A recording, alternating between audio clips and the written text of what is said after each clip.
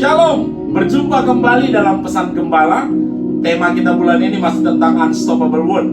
Saya akan membawa saudara ke dalam sebuah kisah di kitab Yeskiel.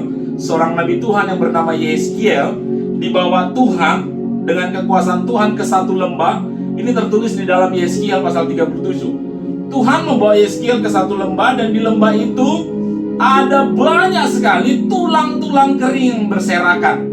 Dan Tuhan ngomong sama Yeskiel, bisa nggak tulang-tulang itu hidup lagi?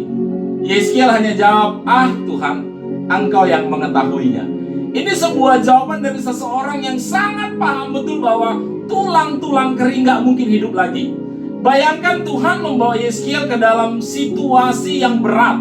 Sudah dibawa ke lembah yang ketemu tulang-tulang kering lagi.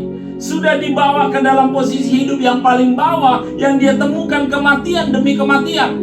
Kadang-kadang dalam hidup kita mengalami keadaan yang seperti demikian. Kita berada di tempat yang paling bawah, yaitu lembah-lembah kehidupan, dan di sana kita tidak temukan sesuatu pun yang baik. Mungkin seperti Yeskiel yang kita temukan tulang-tulang keringnya, nggak ada lagi kehidupan di situ. Yang dia lihat adalah di lembah itu, di tempat terendah itu, hanya sebuah kengerian dan kematian. Tapi Tuhan tanya sama Yeskiel, ketika dia berada di tempat terbawah, ketika dia tidak lagi melihat ada kehidupan, ketika yang dia lihat hanya kematian dan tidak ada harapan, Tuhan ngomong sama Yeskiel, bisa lagi nggak berubah itu? Bisa lagi nggak hidup itu? Yeskiel hanya menjawab Tuhan di dalam Yeskiel pasal 37 ayat yang ketiga. Begini kata Yeskiel kepada Tuhan, ya Tuhan Allah, Engkaulah yang mengetahui. Yeskiel sebagai manusia di dalam batinnya, dia udah yakin, udah ini lembah, tempat paling bawah, yang kulihat bukan kehidupan tapi kematian, yang kulihat bukan sukacita tetapi kengerian. Dia ada dalam situasi terendah, dia ada dalam situasi melihat kematian, dia ada dalam situasi melihat kengerian. Dan Tuhan ketika bicara kepada dia, bisa berubah nggak itu? Yeskiel baginya dia bilang nggak bisa, tapi Tuhan mengetahuinya. Saya hanya mau bilang sama Bapak Ibu sekalian, situasimu yang terendah hari ini, Tuhan mengetahui. Kalau kau sedang menghadapi lebih banyak kematian daripada kehidupan, entah semangatmu yang mati, entah mimpimu yang mati, saya nggak tahu apa yang mati, tapi saya hanya mau bilang sama Bapak Ibu, Tuhan mengetahuinya. Yang kau hadapi mungkin bukan sukacita, tetapi kengerian demi kengerian. Sebagai hamba Tuhan, sebagai orang tua, saya hanya mau bilang, Tuhan mengetahuinya. Dan Tuhan bilang sama Yeskiel begini, Yeskiel, di tempat terendah ini, di tempat yang kau lihat hanya kematian, di tempat yang kau lihat hanya kengerian, bernubuatlah. Bernubuat artinya apa? Ngomong. Apa yang kau omongkan, sesuatu yang kau rindukan terjadi. Jadi begini Bapak Ibu, jangan lagi omongkan apa yang sedang kau alami, tapi omongkanlah apa yang kau rindu terjadi dalam hidup. Yeskiel yang dia lihat lembah rendah, Yeskiel yang dia lihat kematian, Yeskiel yang dia lihat adalah kengerian. Tapi ketika Tuhan suruh dia bernubuat, artinya omongkan apa yang kau rindu terjadi dalam hidup. Dan akhirnya Yeskiel bernubuat. Yeskiel ngomongkan sesuatu yang rindu dia terjadi di dalam kehidupannya. Yeskiel ngomong tentang keadaan yang dia rindu ingin dia lihat. Di dalam Yeskiel pasal 37 mulai ayat 7 dikatakan begini. Lalu Yeskiel bernubuat seperti yang diperintahkan Tuhan kepadanya.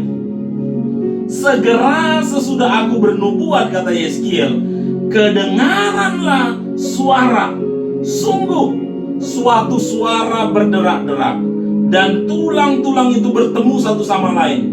Sedang aku mengamat-amatinya, lihat, urat-urat ada dan daging tumbuh padanya, kemudian kulit menutupinya, tetapi mereka belum bernafas. Kemudian Tuhan berfirman, bernubuatlah kepada nafas hidup. Kemudian Yeskiel bernubuat supaya apa? Nafas hidup itu masuk di dalam tulang-tulang yang sudah tumbuh dagingnya tadi. Nah kemudian dikatakan di Yeskiel pasal 37 ayat 10, lalu aku bernubuat seperti yang diperintahkannya kepadaku, dan nafas hidup itu masuk di dalam mereka, sehingga mereka hidup kembali. Mereka menjejakkan kakinya suatu tentara yang besar.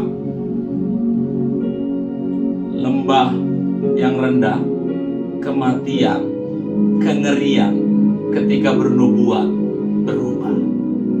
Selesai engkau bernubuat, apa yang akan terjadi dalam hidupmu? Saya percaya ketika engkau bernubuat mengatakan sesuatu yang kau rindu terjadi dalam hidupmu, maka setelah engkau bernubuat, yang engkau akan alami adalah mulai kedengaran suara, mulai ada suara kehidupan, mulai ada suara-suara mujizat, sampai sesuatu yang tadinya kengerian dan kematian berubah menjadi kehidupan. Ayat 10 dia tutup dengan, lalu mereka hidup kembali. Dan ini bukan hanya sekedar menjadi manusia-manusia biasa, enggak. Satu tentara yang sangat besar. Tentara artinya apa? Pejuang. Tadinya yang dia lihat kematian dan kengerian, setelah dia bernubuat, yang muncul adalah pasukan yang hebat, yang bisa menumbangkan, mengalahkan musuh-musuhnya. Hidup saudara bisa berubah tergantung apa yang kau katakan. Kalau tulang-tulang kering itu bisa berubah jadi tentara hanya karena nubuat lewat perkataan, hidup saya dan saudara juga bisa berubah. Itu makanya tiap minggu, tiap hari kita bicara GKK Yesus baik 10.000. Kita sedang nubuatkan 10.000 itu terjadi. Nah setelah kita nubuatkan, saudara bisa lihat, saudara bisa dengar, mulai bermunculan orang. Saudara bisa lihat muncul pasukan-pasukan Tuhan yang siap menjangkau jiwa. Dimulai dari apa? Nubuat. Kalau engkau rindu sesuatu terjadi di dalam keuanganmu, dalam bisnismu, bernubuat. Kalau engkau rindu sesuatu terjadi bagi anak-anakmu, nubuatin. Kalau engkau rindu sesuatu terjadi bagi pasanganmu, nubuatkan. Hidup kita, mujizat yang kita alami dimulai dari nubuat. Yeskiel tadinya berada di lembah terendah, menghadapi kematian dan kengerian. Nubuat mengubah yang mati, yang ngeri tadi, berubah menjadi kehidupan, jadi satu tentara yang besar. Sesuatu yang dahsyat bisa terjadi dalam hidup saya dan saudara, bagi pelayanan kita, bagi rumah tanggamu, bagi komselmu, ketika kau bernubuat. Mulailah bernubuat dan kau akan melihat sesuatu yang hebat terjadi. Tuhan Yesus memberkati.